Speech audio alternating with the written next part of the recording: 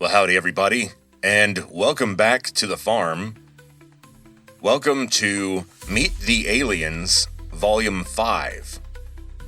Today we're going to catch up with what our creepy friends have been up to. And, again, more on the mystery of where are they coming from, and exactly which humans have interacted with them. We know they've been pretty busy. Maybe not the aliens themselves, but definitely the people who have had interactions with them, or their technology, or anybody who's been affected by the program, as they call it, which is the extra-governmental, technically illegal apparatus that handles observation and tracking of UAPs and of UFOs, and, of course, dispatches crash retrieval teams whenever they spot something strange coming out of the sky. I think we're going to hear a lot more about this year and next year. Some of you may have seen that in a recent interview, former President Obama was asked whether aliens were real. And Obama's answer was a little bit strange and was scrutinized by a lot of people. His exact quote was, "Aliens are real, but I have not seen them." So note that he didn't say, "Oh, I believe there are aliens out there. The universe is so vast." He said, yes, they're real.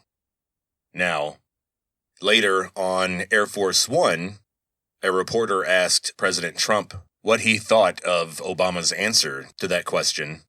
And Trump's demeanor immediately became a little bit grave and somewhat angry. And he cut the reporter off by saying, "Well, he's revealing classified information, and he shouldn't be doing that." And of course, everybody thought that was strange because if aliens are not real, then how can something that's not real be classified? There's no way that I could go to jail for talking about the United States government being in possession of fairies, that they have little cages where magical fairies underground are held against their will, and they're flitting around with their rainbow-colored wings. If I were to go around telling that story, there's no way I could get into any legal trouble for that, because it's complete baloney. It's silly. But I think the seriousness in Trump's response was strange, and it does indicate something that might be about to happen. I've been talking about the year 2027 a lot, and supposedly in the run-up to 2027, there are supposed to be some sort of preparatory actions by the deep state where it will allow or instruct the normal visible government apparatus to release information or make certain statements that will prepare the public for open contact or full revelations of something in 2027. Now, there are leaks from insiders inside the White House who say that Trump has already written and reviewed a speech that he is due to deliver by this summer, by July, that is supposed to reveal the program and talk about, to some small extent, our knowledge of NHI on Earth and our use of NHI technology.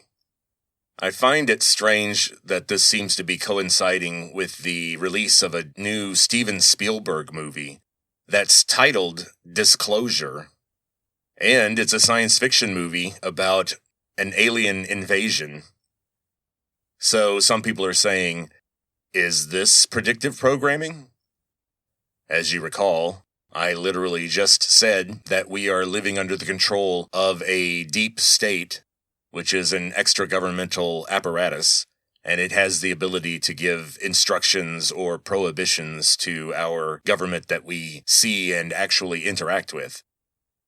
And one of these instructions, one of these initiatives coming out of the deep state, may be the production of certain movies. Now, maybe Steven Spielberg has been sort of captured by the deep state since the 70s when he made Close Encounters of the Third Kind. I think that movie had a huge effect on me as a child. I saw it in the theater when it was released in 1978. I don't remember much about it. I don't think I understood it as a child. And maybe watching that on the heels of Star Wars was sort of like, not enough action. But as we know now, Spielberg received letters and personal warnings against releasing Close Encounters of the Third Kind. There was a letter, a very lengthy letter from NASA that Spielberg received while making the movie, asking him to omit certain things and warned him that the content of his movie could cause a public panic. They always say that. But as I've said before, nobody really cares about this subject that much. Nobody cares about aliens. After disclosure, some people will just talk a lot about it, and then most people will just go on with their lives. Maybe the powers that be understand people better than I do, but I don't think that there's going to be any kind of panic. So there's my 2 cents. I think all this disclosure hype is going to turn out to be a big nothing burger, as they say in the media now. But I'll be interested in watching Steven Spielberg's movie. It may be predictive programming, as they say. What if this movie was designed to sort of set the public up psychologically to accept what will happen in 2027? Just a theory. Now, some of you listeners may know that I've been putting out episodes about the singularity, and the latest indicators are showing that the singularity will occur in the middle of 2027. Now, how do we know this? What's telling us this? Well, it's this thing called the meter scale, METR. And this is a graph that was compiled by a group of computer scientists who developed a proxy for the power of an AI. And they used this measure, which is based on an objective series of tests that you put the AI through. And so their information is a little bit more reliable than what you'll hear from, say, OpenAI itself when they're talking to investors. Once again, who knows what these companies are telling investors? They might be telling them that they'll be building data centers on Mars in 2034 or something like that. But the computer scientists, based on their actual data and the testing of different AI models, saw that we are right in the middle of the bend of a hockey stick. The flat part of the hockey stick starts in 2020 on this graph, and it's almost completely horizontal. And this is back when early versions of GPT could send emails to people or write little poems about things. And we thought it was really cute. And then it could handle some images by 2022 and 2023.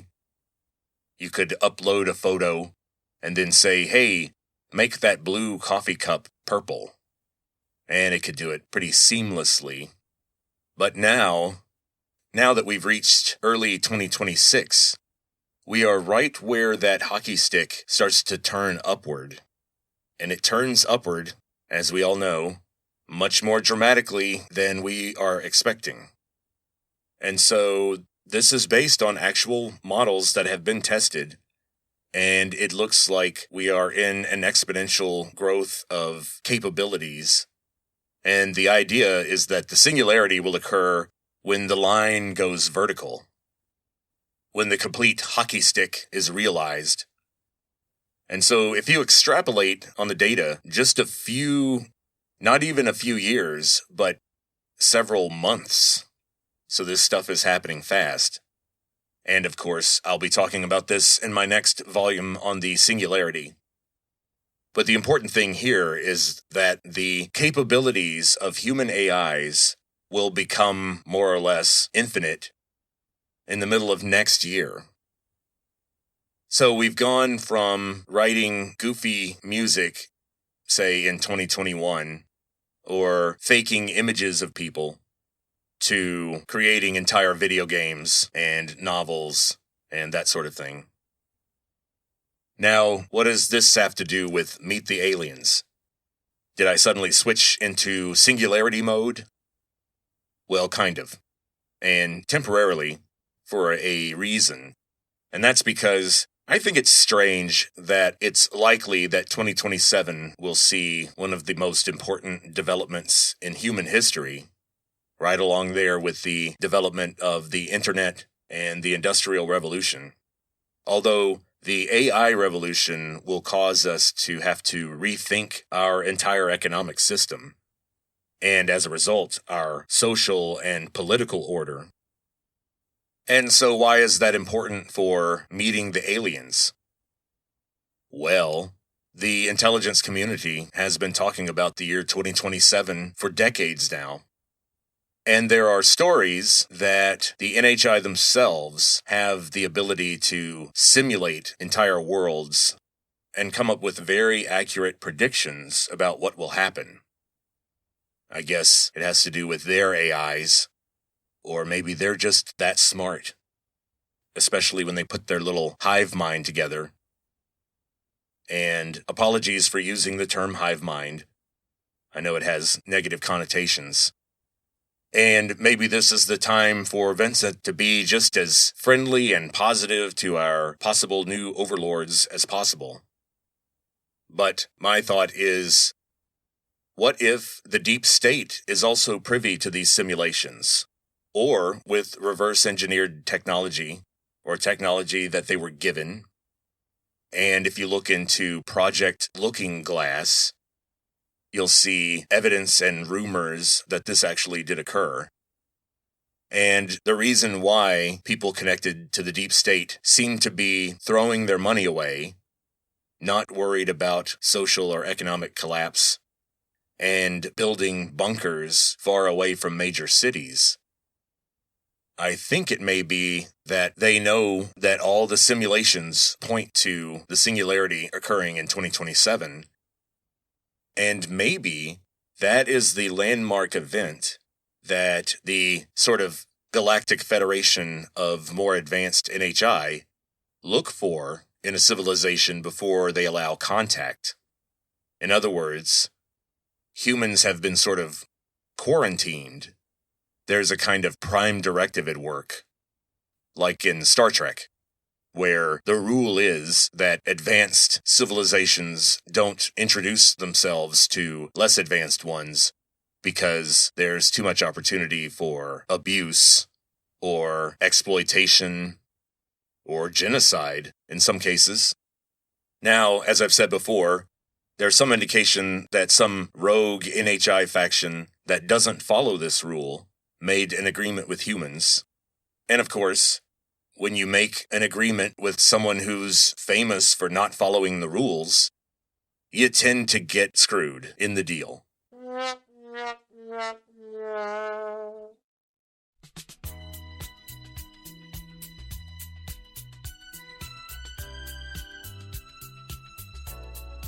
And apparently in the late 70s, our relationship with that faction fell apart because of the extensive and excessive and uncontrolled nature of the abductions.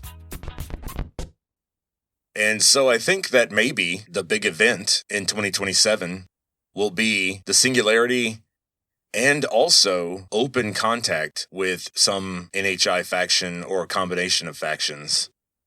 And there are definitely specific ideas about what form this contact will take. And it's very likely that the contact will be massive and simultaneous, but on an individual scale, no one is anticipating a mothership floating over the White House like Independence Day, and then some sort of joint news conference with our president and some alien ambassador. That is unlikely to happen. What's more likely to happen is something like the event that occurred in Fatima, Portugal in 1913, but happening all over the world at the same time. That would bypass human governments, which may be their intent. And it may be the case that our governments and our economy will be so weak in 2027 that we will be in a perfect moment. We'll be at the right moment in history for intervention. And there may be some reasoning behind this rule.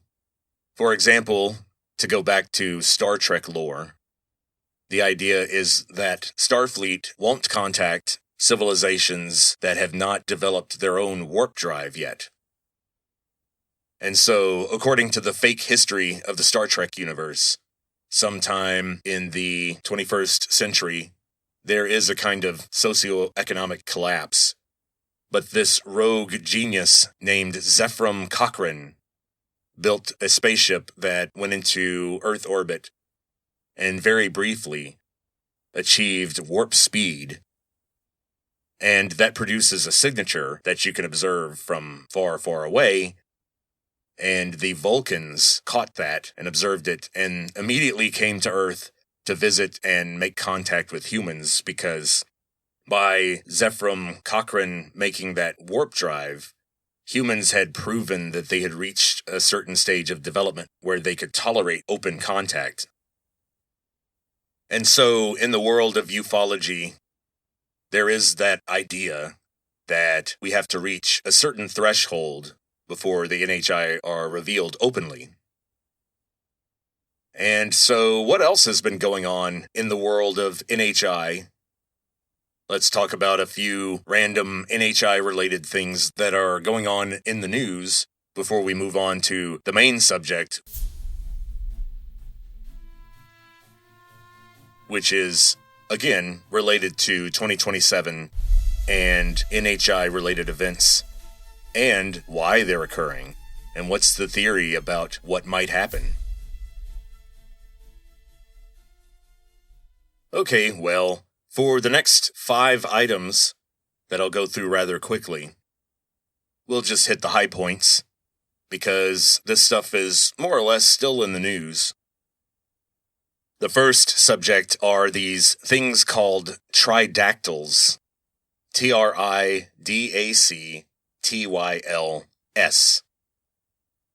And these are supposed mummies of NHI, which, by the way, stands for non-human intelligence. That's the preferred government term for what other people would call aliens or extraterrestrials.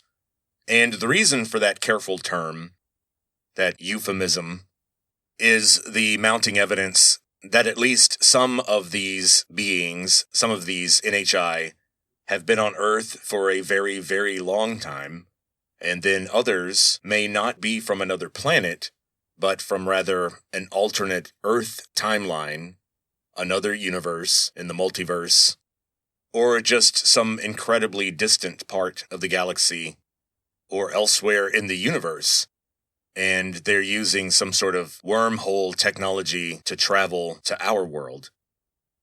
And believe it or not, multiple members of Congress have talked about this possibility based on what they've seen behind closed doors. Now, these tridactyl mummies come from South America and apparently reflect some sort of contact between NHI and Mesoamerican and South American indigenous peoples. And these mummies have been actually X-rayed, MRI'd, examined. And here's the weird thing. We have not seen obvious evidence of a hoax yet. Now, these things bear some resemblance to our creepy friends, the Greys, but not entirely. They have these very long, spindly fingers that are sometimes described with the Greys, but sometimes not. And their heads are not sort of bulbous and severely oversized. They're slightly more in proportion to their bodies, at least on most of them, and their skulls are just very elongated. Kind of like the crystal skulls that people have claimed to discover. So more about those later. I'd keep my eye out looking for actual smoking gun evidence that these things are fully biological and real and not just some sort of sophisticated dummy. The next thing to talk about is El Paso. Airport closures in El Paso. And supposedly, there are various cover stories, but the real deal is that there was some sort of crash or UAP/UFO related incident that happened nearby. Apparently, there may have been swarms of drones that closed down the area, and the military created a very strict no-fly zone around the area, which is part of why the airport had to close. Now, this is probably just routine crash retrieval. It happens all the time. It never makes the news, and for good reason. You know, there is reason to be scared, still, of the deep state. There are a lot of whistleblowers out there now, or people who claim to be whistleblowers, but are actually controlled disclosure operatives. The real whistleblowers sometimes don't last long. I talked about Phil Schneider, who died mysteriously of a supposed suicide in his apartment, after talking about the DUMBs, the DUMBs, the Deep Underground Military Bases. And he was part of an engineering team that worked with the government on a contract to build one of these things. And he saw some strange things related to NHI and was actually injured by a laser during an incident. Back in the 90s, before the internet, he would go around to conventions and show off how part of his hand had been neatly severed by something. Now, is Phil Schneider the only person who has died? No. And he was just an engineer who saw some things. Recently, there was a prominent physicist on the faculty at MIT who studied some suspiciously relevant technologies, areas of research that might be of great concern to people in the program. And what do you know? This mild-mannered MIT faculty member was gunned down, was shot to death outside of his home, mysteriously. That's a real mystery. Gosh, we have no theories as to who did that. Now, moving on to some academic papers. There was a published peer-reviewed article that was written by an astronomer who looked at old photographic plates from the 50s and early 60s. They were just routine photographs of the sky, and she was able to prove that there were strangely behaving artificial satellites above the Earth before Sputnik, before humans had launched any satellites of their own. This paper passed peer review, and despite lots of detractors and critics, the evidence is pretty strong.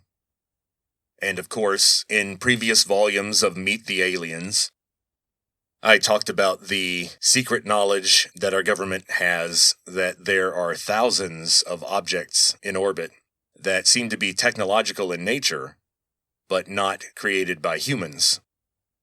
You know, we're always hearing about space junk, and that's a great cover story.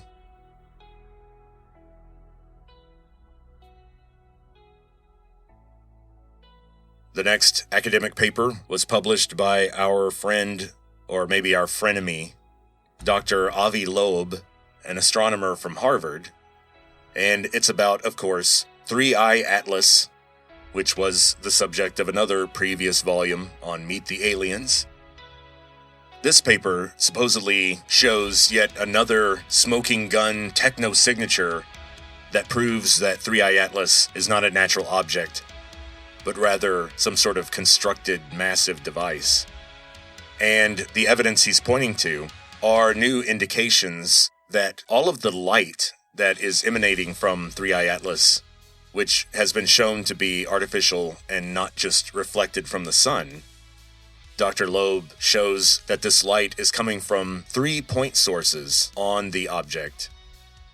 And the sources are oriented at exactly 120 degrees from each other. And there's a very precise timing pattern to when these thrusters, as he's calling them, activate.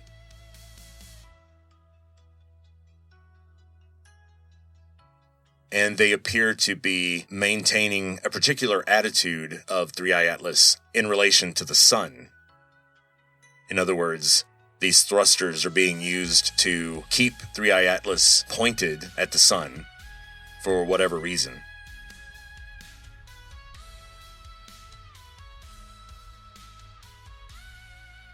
And so that's more about 3i Atlas. And just know that supposedly by the spring of this year, 3i Atlas will have exited the solar system, never to be seen again, presumably. However, Dr. Loeb has also talked about evidence of objects that have come from 3i Atlas to the Earth. And so part of 3i Atlas's mission may have been a covert surveillance of the Earth and other parts of our solar system, without us being too privy to what they're doing, which is part of why their strange path through the solar system caused our view of 3i Atlas to be blocked by the sun. That's convenient. A little bit later in this volume, we'll talk about why the timing of 3i Atlas's arrival and departure may not be coincidental. And it has to do with the 2027 event, which is related to something else that we're going to talk about, which we'll go ahead and call the Planetary Defense System. But more on that later. First, we'll talk about another academic paper that came out talking about magnetic anomalies on the Earth. And there are sort of 3 issues with this. We seem to be due for what they're calling a pole reversal. P-O-L-E, reversal, which means occasionally, and they've proven that this has happened before, and there seems to be some sort of rhythm to it, that what will happen is the magnetic North Pole will revert to being our South Pole, and the South Pole will become our North Pole. So magnetic compasses won't work very well after that. They'll have to change how they manufacture them to reverse the polarity on the needles to get them to point to north again. Now, the problem for us is that during this pole reversal, the Earth's magnetic field gets very weak, and it doesn't do its job very well. And what is its job? Well, primarily to deflect cosmic rays and charged particles that stream from the sun constantly. And when these particles enter the Earth's magnetic field, they are deflected away from the equator and toward one of the magnetic poles. And as these charged particles are attracted to the magnetic North Pole or South Pole, they enter the Earth's atmosphere and crash through it at extreme speed, ionizing the air around it and causing a light that we call the aurora borealis. And so that's why when we have solar events, like the Carrington event in the late 19th century, where even though our magnetic field was functioning normally, the sun produced a massive coronal mass ejection that collided with the Earth and flooded us with charged particles. For a certain period of time, telegraphs wouldn't work because of the charged particles coming from the sun. Now, what does this have to do with us? Well, we got a problem. Houston, we have a problem. And that is that it looks like we're going to be going through a period where we have a very weak magnetic field, at the same time that we're at what they're calling a solar maximum. And that's where the sun is in a very active part of its cycle, and it is likely to cast off coronal mass ejections like it did during the Carrington event. And of course, we are much more vulnerable to this type of event now than we were back in the 19th century. We have a lot more to worry about than some telegraph wires. And what's important about this? Well, some people are saying that the pole reversal will be part of the reset, part of the challenges that Earth will face soon, maybe starting in 2027. Now, do I believe this? No. And it's because the sun does have a cycle, and we are in a solar maximum. But the sun apparently goes through this in a very regular pattern, and there doesn't seem to be anything highly unusual about this particular solar maximum. And pole reversals happen something like every 11,000 years. So the idea that it's going to happen in 2027 is pretty shaky. What are the odds? Of course, if the NHI's super advanced world simulator says it's going to happen in 2027, then I guess we have to believe that. But as far as 2027 being related to AI, I like that idea because there's hard data behind it. Okay, so that's some of the random NHI-related stuff that's in the news now. Now let's talk about the planetary defense system. Well, apparently, all of these orbs that we're seeing, whether they're the silver balls that can be either basketball-shaped or apparently, according to NASA, up to 4 meters in diameter, but can make right-angle turns and can travel at 10,000 miles an hour without any sonic boom. That's strange. Now, supposedly, all of these objects and the disks that contain biological occupants, our friends the Greys. The story is that all of these devices are manifested under the oceans. Now that sounds nuts, but there have been multiple people stepping forward claiming that the United States and other governments around the world are well aware that at certain areas of the globe, under our oceans, there are these large hamburger-shaped objects that are 2 kilometers in diameter. And these are the factories. And apparently, the NHI have super advanced technology that's analogous to our 3D printing, except they can do it instantaneously with some sort of weird laser-based technology.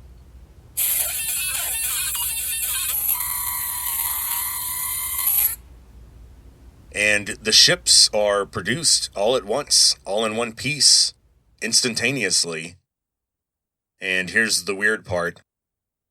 The biological occupants, the little Greys, are 3D printed right along with the ship. So when the ship appears, poof, inside the facility under the ocean, supposedly, the little pilots are sitting in their little seats already, ready to zip up through the water and go on whatever creepy secret mission that they're on. Now, how do we know about this? Here's the problem. Houston, we have a problem. These leaks happen on 4chan, and of course, that invites a lot of doubt because 4chan is a bit of a cesspool of disgusting or inaccurate information. But 4chan has very strong protections of anonymity, and so people who want to hide their identity will often choose 4chan. The latest whistleblower/possible LARPer and liar claims that they consider the pilots of these vehicles to be just, quote, biological avionics, end quote. In other words, the Greys inside the ship are kind of considered just part of the ship, and the ship is highly intelligent on its own, and likely has a very powerful AI built into it. And there's some indication that it's sort of built into the walls of the ship itself. When you can just assemble something all in one piece instantaneously, there are some design options that are available to you that humans don't have. Now, the orbs, when they're seen at night, appear to be bright lights and are sometimes mistaken for ball lightning. And they were called Foo Fighters by pilots during World War II. And, of course, this reflects the extreme ramping up of UFO activity in 1945. Now, the reasoning for that was the development of nuclear weapons. And when we set off the first atomic bomb in New Mexico in 1945, that set off alarm bells in the planetary defense system, because apparently one of its jobs is to keep the planet habitable for a broad variety of life, and nuclear war would cause a major reduction in the amount of life on the Earth. So they don't want that, and not because they're going to be so sad because of all the individual humans who die. It's just bad for the experiment for some reason. It's not good in terms of their goals. I guess a nuclear war would severely postpone the apotheosis, which is apparently their goal on Earth. Now, there's this idea that this planetary defense system, which was installed 4,000 years ago, ramped up in 1945, and will cease to function in 2027. What do you know? There's that date again. And some indication of the failing capabilities of this planetary defense system are the appearance of what are called jellyfish UFOs. And these are orbs that have sort of parts dangling from them. And so if you think of half an orb with, wires and some sort of like long hanging devices underneath the half orb, you do have something that looks a lot like a jellyfish. And so imagine this thing zipping 9,000 feet over Mosul and being recorded by military cameras. And of course, the drone flap that seemed to center on New Jersey, but did extend all over the world, including Austin, in late 2024, really accelerated the depletion of this system for some reason.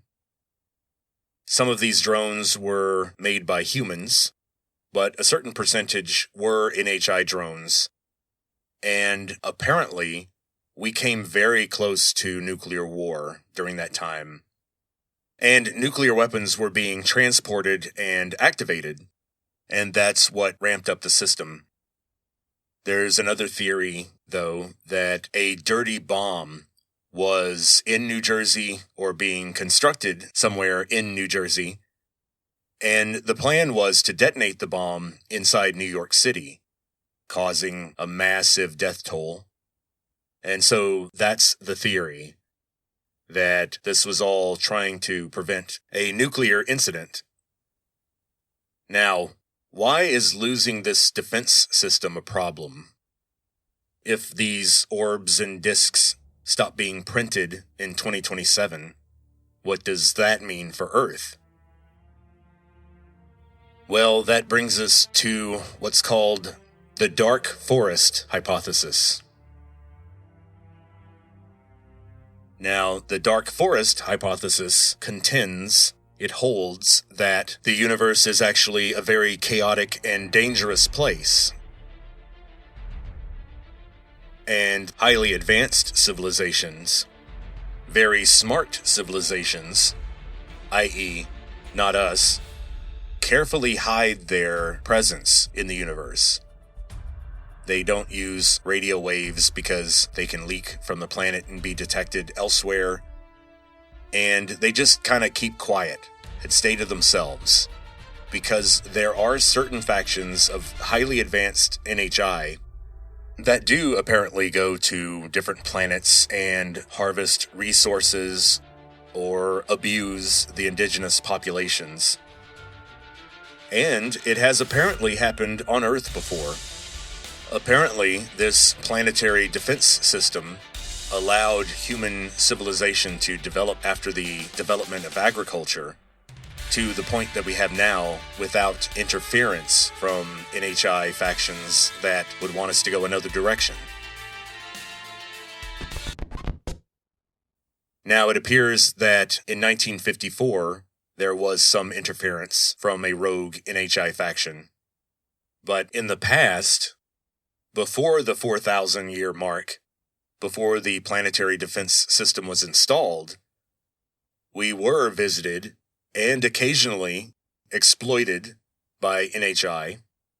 NHI who communicated with humans and used them for their own purposes. And this may be the origin of human sacrifice. This may be the origin of a lot of early human religions. This may be the origin of stories about beings coming from other worlds and interfering in human affairs. We have the mention of the men of renown, the strange beings that mated with human women in Genesis. We also have the mention of the Watchers in the Book of Enoch, which is not in most canons. But it was written and widely distributed and followed in antiquity. It is a message from the past. And then, of course, in Mesopotamia, you have the stories of the Anunnaki. Now, once this planetary defense system is installed, and we're not sure who installed it, and it appears to be guided by an AI, and not any group of actual biological beings that live under the ocean. Supposedly, these AIs landed here a long time ago to help the development of humans. But this seems to conflict with another story that's out there that really seems to be a kind of adaptation of the lore of the Church of Scientology. The Church of Scientology. The Church of Scientology. And according to this story, there is a galactic federation, just like we mentioned before. But instead of a kind of chaotic political situation in the galaxy, there's this group called the Domain. And this kind of galactic government formed 10,000 years ago. And long story short, to kind of speed this up, the TDLR version is that Earth was infected with the souls of the political and criminal prisoners of this empire. In other words, Earth is quarantined not to protect it from more advanced civilizations while we develop, but rather Earth is quarantined because Earth is a kind of prison. So the Buddhists were right. In Buddhism, Earth kind of is hell. And the goal is to escape the cycle of rebirth, to not be stuck in hell for eternity. According to this theory, which we'll go ahead and call the prison planet hypothesis, Earth is a place where the souls of evil beings from all over the galaxy are implanted into these biological containers here on Earth. And we don't know who we really are, but we do have this vague notion that this is all a setup. Humans seem to often get what I call that Truman Show suspicion that we're being watched, that there's some sort of manipulation or deception going on, and that the universe is fundamentally different than what we think it is, or how we perceive it. And again, this prison planet theory sure does sound like common theories that are offered by people like David Icke, who is really big on the reptilians. He talks a lot about the reptilians. They're sort of the holy grail, or the bottom of the iceberg for conspiracy theorists. And in the prison planet theory, the reptilians do represent some faction that has a lot of power and connection to the domain. So, in ufology, when looking at communication between humans and NHI, the Earth has been variously referred to as a school, which I think is a little different from a prison. Some of the deep state leaks have talked about the NHI having the attitude of zookeepers, and so that would make Earth a zoo, not a school or a prison. But all of this domain stuff seems to conflict with mainstream ufology. For example, in mainstream ufology, Earth is kind of a school. It's where souls are developed through the cycle of rebirth. And there are groups of NHI that are eagerly awaiting a time when human development reaches a point where they can contact us. If Earth is a prison, then the whole idea of contact doesn't make sense. Now, some people have tried to reconcile these two theories with the idea that there is another faction of NHI who plan to sort of liberate the prison and show humans the deception they've been living under and allow us to sort of rebuild our civilization in a way that's less exploitive of humans and not under the thumb of, I guess, the reptilians. This also conflicts with the idea of the tall whites, or the Pleiadians, who some say were bred from human genes, i.e., stolen fetuses from abductions, and they were raised in some sort of paradise advanced society far away from Earth, and that's why the beings are so spiritual and peaceful, because they didn't have to deal with the economic necessities that we do. And in future volumes of Meet the Aliens, we will have to meet one of these Pleiadians, one of these supposed offshoot humans, named Valiant Thor, who visited the United States apparently in the 1950s and 1960s, and offered a lot of counsel and advice to the deep state. Now, I'm not sure if Valiant Thor was the actual name that he gave them, or did someone name him that because of his extremely Nordic features, Thor being a Germanic god. As far as I know, he did not claim to be a god. He was full of bull a little bit, I think, because he claimed to be from Venus. And if the Valiant Thor story is true at all, then I think it's another example of the NHI being absurd or evasive, as one leaker stated, when it comes to their origins. They are never straightforward about exactly where they come from. Now, is this because Earth is known to be full of aggressive, evil beings that are on the verge of developing technology that could threaten other NHI? This may be an example of the dark forest hypothesis at work, where it is commonplace for NHI to hide their origins and try to keep their home planets a secret because they don't want to be followed back. They are concerned about attacks or incursions or abductions or manipulation from other NHI factions. So clearly, we seem to be in the dark about a lot of what's going on in our universe. And hopefully that doesn't surprise anyone.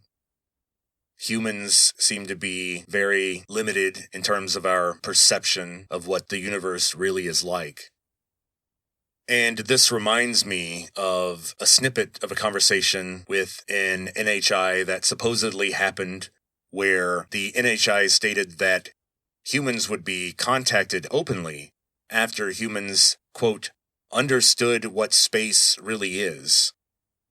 And based on recent observations of the James Webb Telescope, it's clear that we don't really understand the shape or structure of the universe, and our estimation of its exact size, the actual distances between objects, and in particular, the age of the universe is very much under question now.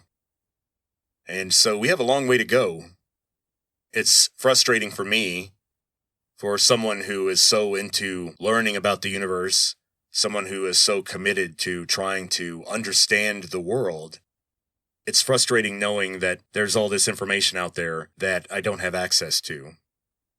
Or maybe, biologically, my brain couldn't comprehend it. That would be frustrating. And that brings us to recent discoveries, i.e., academic papers that are being published by astronomers about what black holes actually are, their actual structure, and how this may relate to dark matter. Now, I'm not sure that I'm ever going to do an entire episode on all this physics stuff. I don't think people would be interested for very long going into too much detail about this. But as I stated in another episode, just know that we are revising our understanding of black holes, and that black holes may be entire universes. And when a star or some massive cloud of matter collapses into a singularity,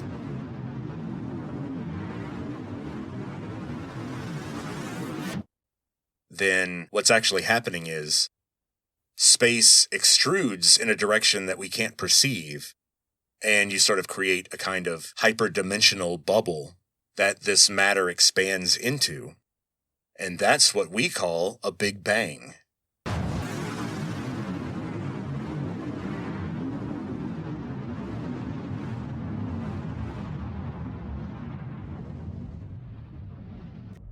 But really, the matter didn't come out of nothing, and there are all these universes inside universes, which is kind of crazy to think about. As you may have heard, at the center of most galaxies, apparently, is a supermassive black hole, and they have detected a supermassive object at the center of the Milky Way. However, a recent paper came out showing that it may not be a black hole, but rather a clump of dark matter. And physicists are coming up with better theories all the time as to what dark matter might be. The best thing I've heard recently was a clump of what's called singlets, which would be matter made directly of groups of quarks that would create matter that's far more dense than what we're used to. And with the right combination of quarks, the material would be completely inert in terms of electromagnetism, so it would not give off or reflect light or radio waves or anything like that. And that's where we are now in terms of NHI. There's all your alien updates for now.